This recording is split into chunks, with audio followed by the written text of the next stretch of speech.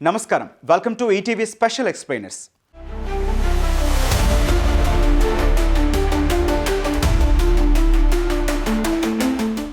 ఒకప్పుడు ఇంజనీరింగ్ పూర్తి చేసి చేతిలో క్యాంపస్ సెలక్షన్ ఆఫర్ లెటర్ ఉందంటే జీవితం సెటిల్ అయిపోయినట్లేనని అంతా భావించేవారు.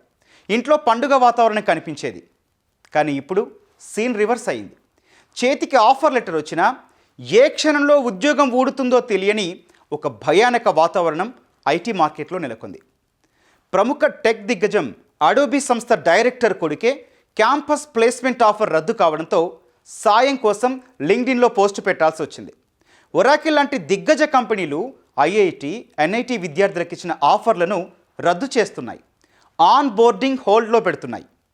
అసలు ఐటీ మార్కెట్లో ఏం జరుగుతోంది? అర్హత ఉన్న యువతకు అవకాశాలు ఎందుకు దూరం అవుతున్నాయి? లేటెస్ట్ డేటా ఏం చెబుతోంది? Let's watch.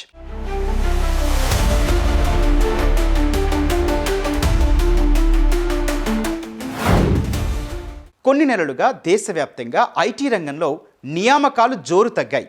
కాదు పూర్తిగా మందగించాయి. గతంలో ఎన్నడూ లేని విధంగా టాప్ కంపెనీలు కూడా తామిచ్చిన ఆఫర్ లెటర్లను రద్దు చేసుకుంటున్నాయి. దీనికి ప్రధాన కారణంగా టెక్ సంస్థలు చెబుతున్న మాట గ్లోబల్ మార్కెట్లో నెలకొన్న ఆర్థిక మందగమనం, కంపెనీల పునర్వ్యవస్థీకరణ.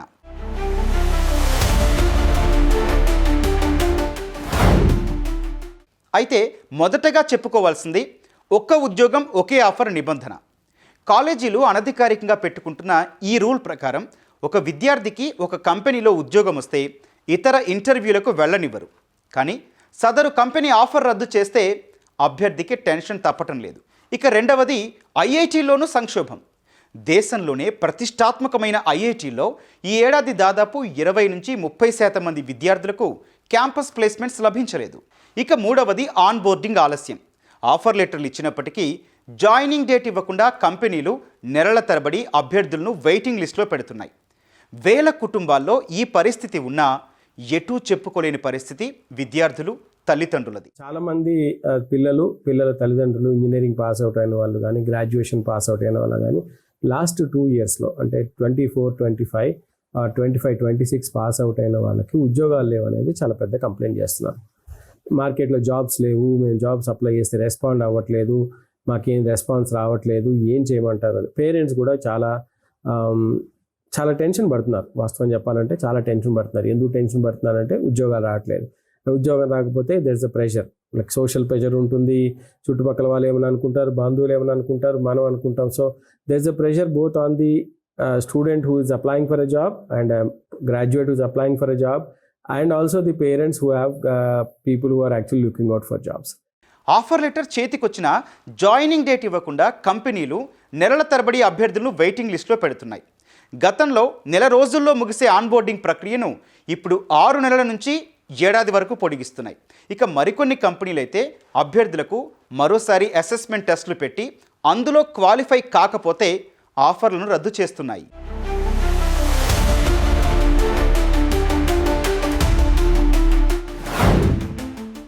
ఆన్బోర్డింగ్లో ఇంత జాప్యం ఎప్పుడూ లేదు. టాప్ ఐటీ కంపెనీలైన విప్రో, ఇన్ఫోసిస్, టీసీఎస్ వంటి సంస్థల నుంచి ఆఫర్ లెటర్లు పొంది జాయినింగ్ కోసం దాదాపు ఒకే ఏడాదిలో వేలాది మంది ఫ్రెషర్స్ వేచి చూస్తున్నట్లు నివేదికలు చెబుతున్నాయి. మరోవైపు ప్యాకేజీలు తగ్గిస్తున్నారు. గతంలో 6.5 లక్షల వార్షిక ప్యాకేజీ ఆఫర్ చేసిన కొన్ని సంస్థలు ఇప్పుడు జాయిన్ అవ్వాలంటే 3.5 లక్షల ప్యాకేజీకి ఒప్పుకోవాలంటూ అభ్యర్థులకు మెయిల్స్ పంపడం ఐటీ మార్కెట్ మందగమనానికి నిదర్శనం. వీటన్నింటికీ మూలమైన అసలు సంగతి ప్రాజెక్టుల కొరత. అమెరికా, యూరోప్ క్లయింట్స్ నుంచి కొత్త ప్రాజెక్టులు రాకపోవడంతో బెంచ్ మీద ఉన్న సిబ్బందికే జీతాలు ఇవ్వలేక కంపెనీలు కొత్త వారిని చేర్చుకోవడానికి వెనకాడుతున్నాయి.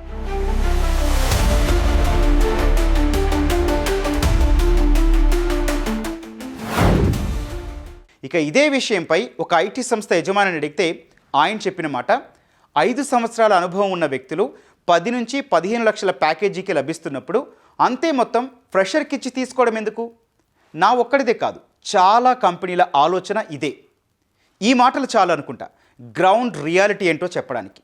ఈ నేపథ్యంలోనే ఒకే కంపెనీని నమ్ముకొని ఆఫర్ లెటర్ క్యాన్సిల్ అయ్యాక ఇబ్బంది పడే పరిస్థితి రాకుండా ప్రస్తుత ఐటీ మార్కెట్ ట్రెండ్కు అనుగుణంగా అభ్యర్థులు తమ వ్యూహాలను మార్చుకుంటున్నారు.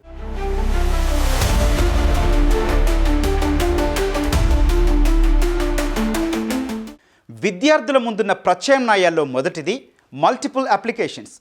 క్యాంపస్ రూల్స్ ఎలా ఉన్నా చేతిలో ఆఫర్ లెటర్ ఉన్నప్పటికీ ఆన్ బోర్డింగ్ అయ్యే వరకు అభ్యర్థులు ఇతర ఆఫ్ క్యాంపస్ డ్రైవ్స్, స్టార్టప్ ఇంటర్వ్యూలకు అటెండ్ అవుతున్నారు. అలానే freelancing, gig economy. Joining late అవుతున్న సమయంలో ఖాళీగా ఉండకుండా అప్వర్క్స్, ఫైవర్ వంటి ప్లాట్ఫామ్స్ ద్వారా చిన్న చిన్న ప్రాజెక్టులు చేస్తూ అటు ఎక్స్పీరియన్స్, ఇటు ఆదాయం పొందుతున్నారు. మరొక ముఖ్యమైన అంశం స్కిల్ అప్గ్రేడేషన్. దొరికిన ఈ సమయంలో కేవలం బేసిక్ కోడింగ్ నాలెడ్జ్తో ఆగకుండా cloud computing, cyber security, data analytics వంటి స్పెషలైజ్డ్ కోర్సులు నేర్చుకుంటూ మార్కెట్లో తమ డిమాండ్ను పెంచుకుంటున్నారు. ఉద్యోగాలు రూపాంతరం చెందినాయి అంటే there is a big transformation on the jobs. So ఆ రూపాంతరానికి అనుగుణంగా మనం ఉండాలి. సో మనకి ఈ సింపుల్ ఎగ్జాంపుల్ ఏదో చెప్పాలంటే ఇప్పుడు కంప్యూటర్స్లో ఎప్పుడు చేంజ్ వస్తుంది. ఇది కొత్త చేంజ్ ఏం కాదు. 2026లో వచ్చింది చేంజ్ ఏం కాదు. ఎప్పుడు ఎవ్రీ 2 డెకేడ్స్కి, ఎవ్రీ డెకేడ్కి ఒక చిన్న చేంజ్ వస్తుంది. ఆ చేంజ్కి ఎవరైతే మ్యాపింగ్ అయ్యి దానికి అనుగుణంగా వాళ్ళు మలుచుకుంటారో వాళ్ళకి ఉద్యోగాలు ఉన్నాయి. ఏఐ వాడని దేశం లేదు. ఒక మారుమూల ఆఫ్రికా దేశం నుంచి ఒక అద్భుతమైన మోడర్న్ కంట్రీస్లో కూడా వాడుతున్నారు ఇది. అండ్ దీనికి సపోజ్ ఏ అప్లికేషన్లో వాడుతున్నారు, దీంట్లో వాడట్లేదు అనడానికి కూడా ఏమీ లేదు. సినిమా తీసే దగ్గర నుంచి, వీడియోగ్రఫీ దగ్గర నుంచి, రాకెట్ పైకి మూన్కి పంపించే వరకు అన్ని చోట్ల కూడా ఏఐ వాడుతున్నారు. సో ఏఐ వాడుతున్నారంటే మరి ఏఐ టెక్నీషియన్స్ కావాలి కదా, ఏఐ సబ్జెక్ట్ వచ్చిన వాళ్ళు కావాలి కదా. కాబట్టి ఏఐ జాబ్స్ ఉన్నాయి, జాబ్స్ లేకుండా ఏం లేవు. మనను కొంచెం నేర్చుకుని అప్డేట్ అవ్వండి. ఫ్రీ సోర్సెస్ ఉన్నాయి, ఇంటర్నెట్ నిండా ఉన్నాయి, యూట్యూబ్ నిండా సోర్సెస్ ఉన్నాయి, నేర్చుకోండి. So where there is a will there is a way. మీ కమిట్మెంటే మీకు ఎంప్లాయ్మెంట్ ఇస్తుంది. చూశారుగా, ఇది సంగతి. ఒకప్పుడు ఐటీ అంటే గ్యారంటీ లైఫ్ అనుకున్న రోజులు పోయాయి. ఆఫర్ లెటర్ చేతికొచ్చిన జాయినింగ్ లెటర్ వచ్చే వరకు నమ్మలేని పరిస్థితి ప్రస్తుతం ఐటీ మార్కెట్లో నడుస్తోంది. అందుకే ఒకే ఆఫర్ను నమ్ముకొని కూర్చోకుండా ప్రత్యామ్నాయ మార్గాలను అన్వేషిస్తూ నిరంతరం అప్డేట్ అవ్వడమే అభ్యర్థుల ముందున్న ఏకైక మార్గం.